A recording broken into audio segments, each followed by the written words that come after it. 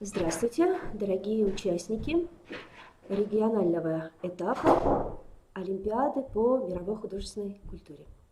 Сегодня мы с вами разберем олимпиадное задание, которое вы выполняли в понедельник, 9, 10, 11 классы.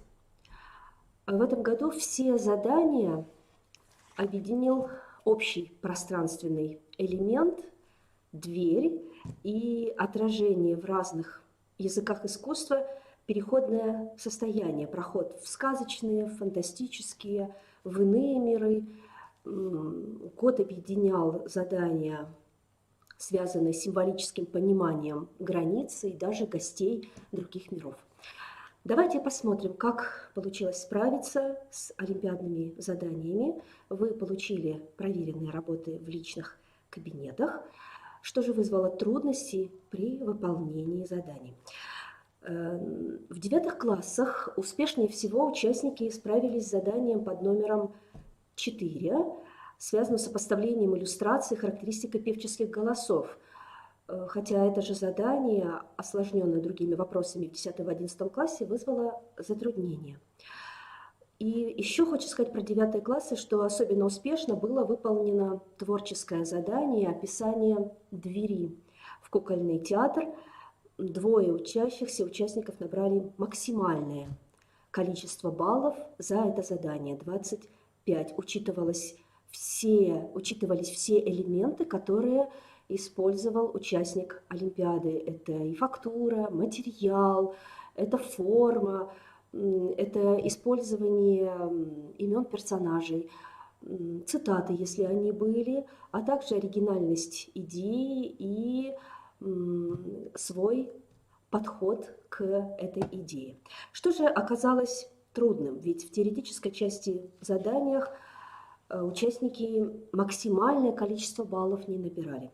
В 9 классе в задании номер 1 участники не могли охарактеризовать современные виды, современные стили. Особенно трудности большие вызвало задания, связанные с биотеком, с плавными формами, с использованием современных материалов. И при ответах в 9 классах не всегда участники давали полные, характерные черты элементов. Сложный орнамент золочения у барокко, фронтон и ордер у классицизма. При проверке учитывались также ответы участников, которые не были в ключах, но соответствовали правильному ответу. В задании номер 2 9 классы не все участники справились с нахождением общих элементов, хотя понимание об арочном пространстве показали все выполняющие задания. Затруднились назвать имя, фамилию, отчество. Кстати, нужно сказать, что Олимпиада особенное внимание уделяет знанию имен, отчеств известных деятелей искусства Карла Ивановича Росси. В задании 3 при описании смысловой нагрузки картин, использовании элемента двери участники 9 класса, описывая настроение, цвет элементов картины, не всегда выходили на замысел. Замысел художника вот в картине Уайта, Кристина Олсон, которая была создана в монохромных тонах, сочетающая наполовину открытую дверь как выход из замкнутого пространства. Однако жюри оценивали индивидуальный подход, и все элементы, использованные в работах участников, были зачтены. В задании номер 4 сложности вызвало точное задание назвать имя, отчество известных деятелей искусства Николая Андреевича Римского-Корсакова и Илью Ефимовича Репина. Также необходимость назвать былинные, сказочные сюжеты Римского-Корсакова не всегда в ответах встречались точные правильные названия его произведений. Опера «Сказка о царе Салтане», опера «Золотой петушок», опера «Снегурочка». Хотя участники называли также и оперу «Сказание о невидимом граде Китеже», оперу «Кощей Бессмертный». Задание номер 5. Сложность для участников оказалась формулировка выразительных средств скульптуры и кинематографии. Например, такие как быстрая смена кадра, визуальные эффекты, визуальный обман. Участники подбирали самостоятельно характеристику кинематографических приемов, и при соответствии с изображаемым жюри оценивало его как верный. Нужно сказать, что успешно участники справлялись с 6-м заданием, однако хотелось бы сделать примечание, что при ответах в олимпиадных заданиях необходимо давать полное название произведению. То есть «Приключения Буратино», а не «Буратино», «Щелкунчик и мышиный король», а не «Щелкунчик», «Алиса в стране чудес», а не просто название «Алиса». Нужно сказать, что в 9 классах при выполнении заданий все участники попробовали порешать все типы предложенных формулировок. Нет ни одного участника, которого задание было бы оценено 0 баллов. Приступим к рассмотрению выполнению заданий десятиклассниками. Нужно сказать, что в этом году взаимодействовали между собой задания регионального этапа.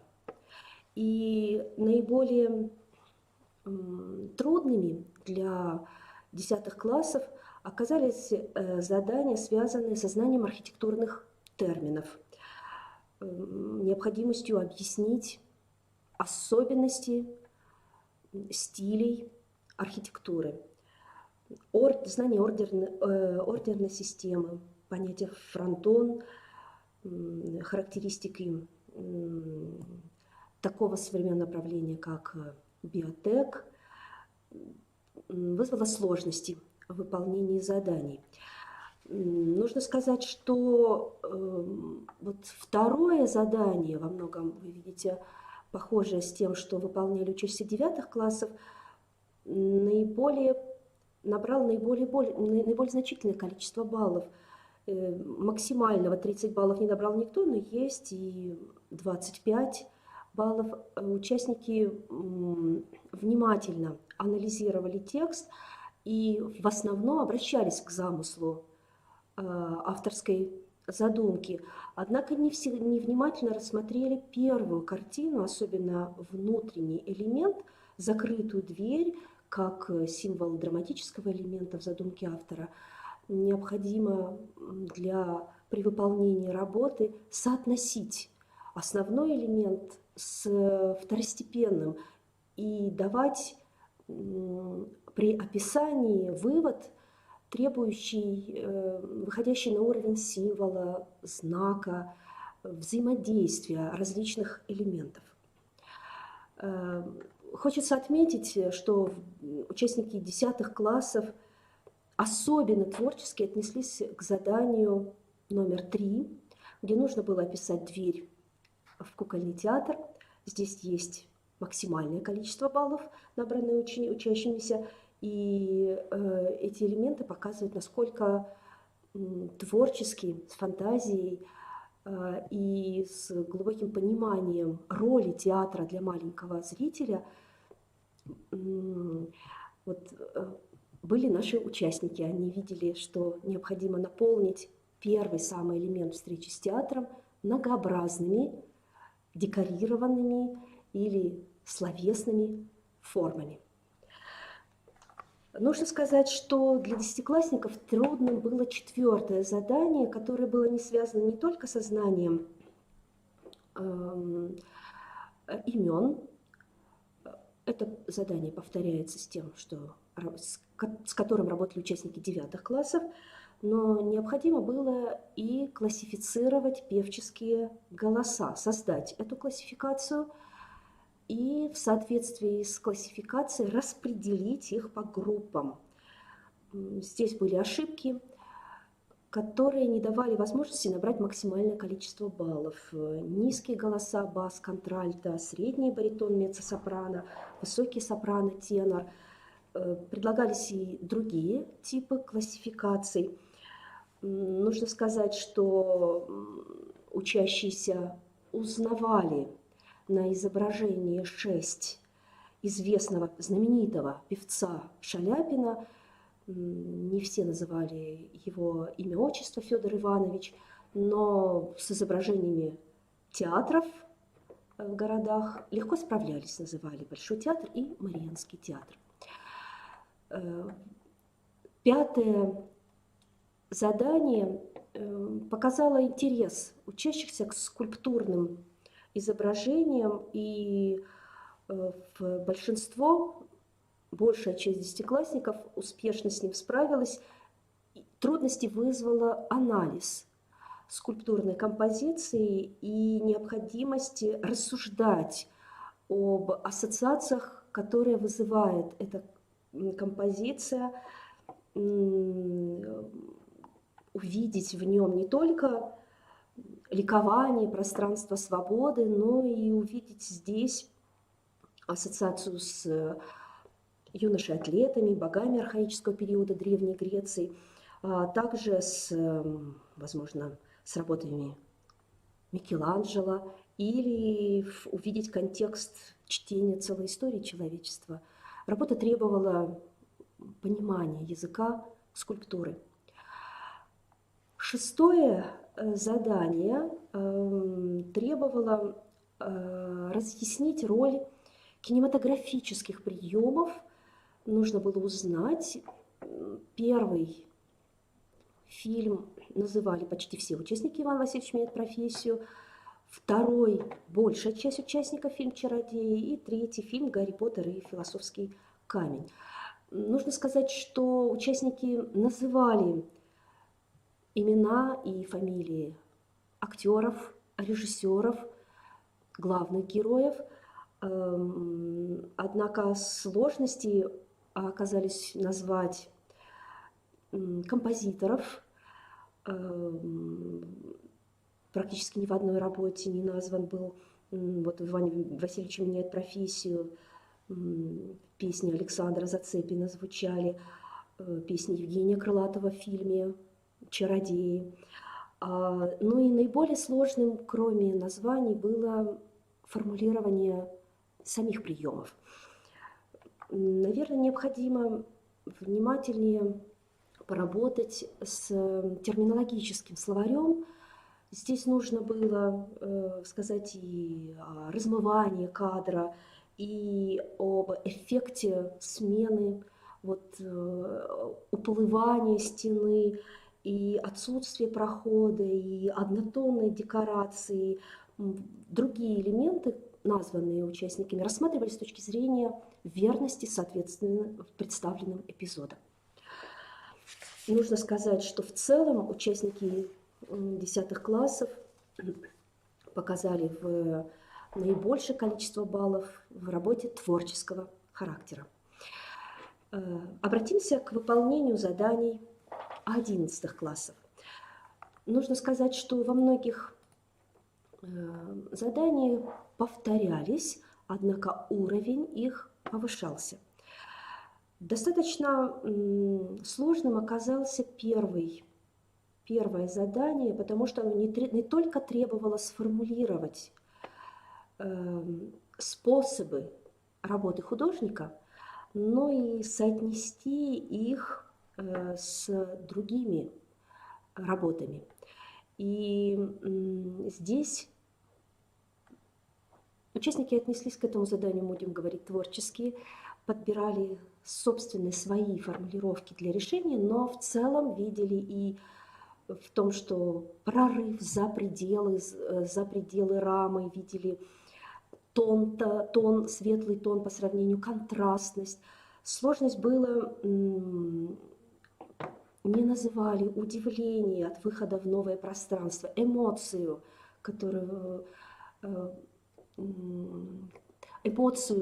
человека, изображенного на холсте, не называли, какие именно элементы выходят за пределы. Хотя казалось, что это было нетрудно соотнести в выполнении данного задания.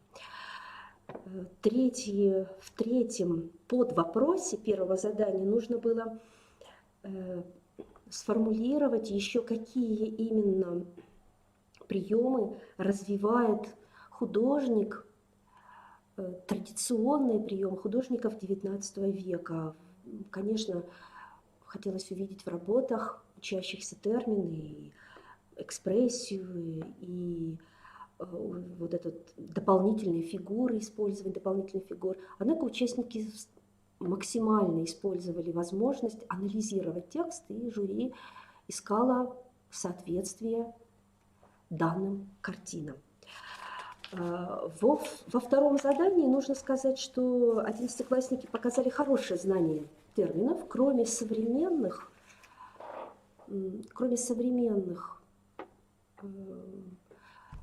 примеров от архитектурных. Классицизм, барокко, модерн не вызвало трудностей для анализа работы.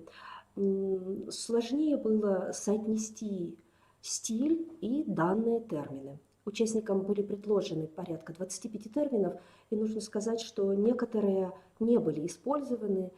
Возможно, здесь было показано незнание терминологии, однако большая часть общеизвестных терминов одиннадцатиклассники включали в свою работу: и плавно изгибающиеся линии, золоченая резьба, синтез искусств, волнообразные формы. Сложнее было с такими понятиями, как ордерная система, эклектика, железобетонная конструкция, хотя в целом большая часть терминов соответствовала требованиям. В третьем задании, вы видите уже знакомые картины, к ним добавляются еще две в 11 классе. Для одиннадцатиклассников вызвало наибольшую трудность. Здесь при работе, в работах одиннадцатиклассника было очень много внимания дополнительным элементам: коту, который трется у ног поклонника, либо отдельным растениям на изображении. Иногда участники не обращались к главной линии, главной задаче, поставленной автором, и роли замкнутого или открытого пространства. Поэтому максимальное количество баллов 50 в одиннадцатиклассниками не было набрано. Есть 22, 23, 24 балла.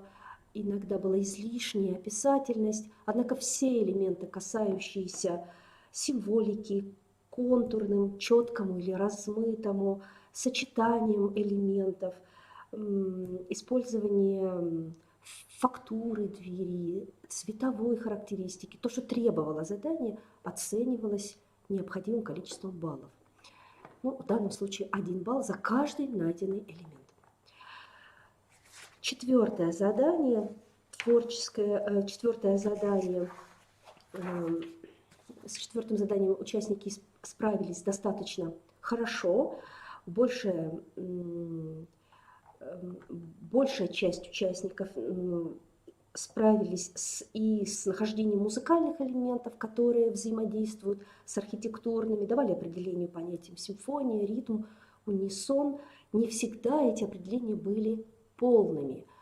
За каждый элемент, ну, например, давали определение, как в музыке унисон, однако нет, соответственно, определения, что это значит понятие в архитектуре. Есть понятие ритм в музыке, но нет представления, нет определения, как понимается ритм в архитектуре.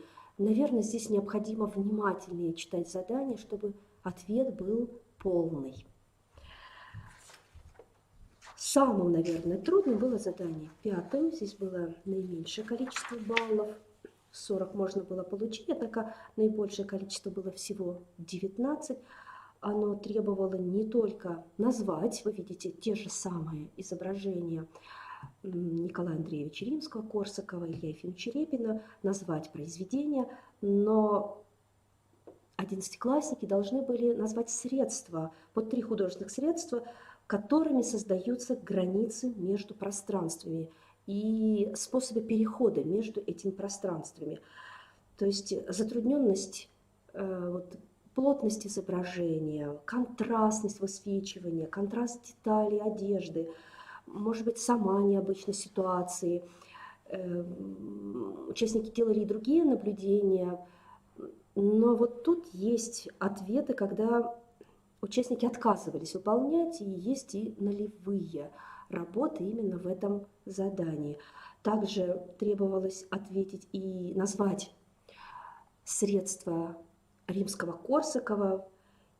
Здесь, к сожалению, меньше всего было ответов. Конечно, хотелось бы назвать и мощные аккорды, и прозрачность мелодии, тягучие звуки, или затаенные его мелодии, связанные со сказочными произведениями, использованием музыкальных инструментов. Все это можно было включить в свой ответ. Нужно сказать, что одиннадцатиклассники воспользовались возможностью привести дополнительную информацию, и она оценивалась дополнительными баллами. Приводили примеры, и оперу сказания о невидимом граде Китеже Эдио Февронии были среди ответов одиннадцатиклассников. Вызвало интерес, и практически все участники справились с заданием номер 6. Неполнота ответов связана была с тем, что при анализе работы скульптуры не всегда анализировались, собственно, художественные средства. Больше участники описывали работу, но и среди описаний можно было выделить, жюри выделяло название элементов, позволяющие работать художнику: фрагментарность, размытость, напряженная рука, которая держит чемодан, или движение вперед, шагающая фигура. Все это, конечно, работает в восприятии такого необычного памятника, да, памятника Винсенту ван Гогу. И в последнем задании, в 7-м, участники показали хорошее знание современного кинематографа. Порадовало подробное, точное название имен, фамилий главных персонажей, особенно в фильме «Гарри Поттер и философский камень», меньше и «Властелин колец. Братство кольца», меньше в фильме «Лев, колдунья и платяной шкаф». Трудности вызвало задание, снова связанное с необходимостью сопоставления и определения соотнесения пар контрастных миров. Однако есть ответы, в которых сопоставлялся и мир полузаброшенный, и мир заснеженный, повседневная суета и старинная нарядность старинного экспресса. Конечно, участники, что хорошо, старались отвечать и находить возможность соотносить свой ответ с заданием. Нужно сказать, что, подводя итоги проверки,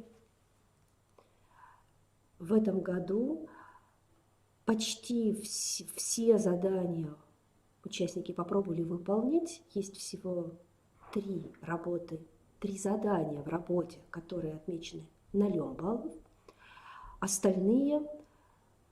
В остальных работах чувствуется интерес к миру искусства, особенно в творческих, в аналитических работах. Спасибо большое за внимание. Сейчас вы можете задать свои вопросы. Пока вы их формулируете, хочу сделать объявление, что сегодня с 8 до 9 вечера вы можете задать в чате на этом сайте вопросы.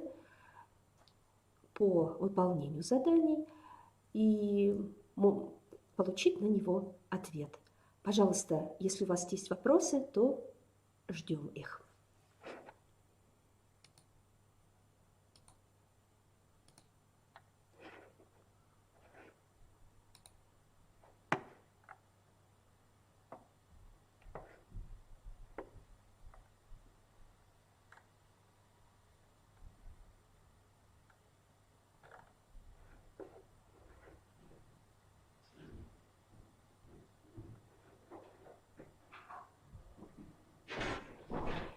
Ну, я вижу, что вопросов сейчас нет.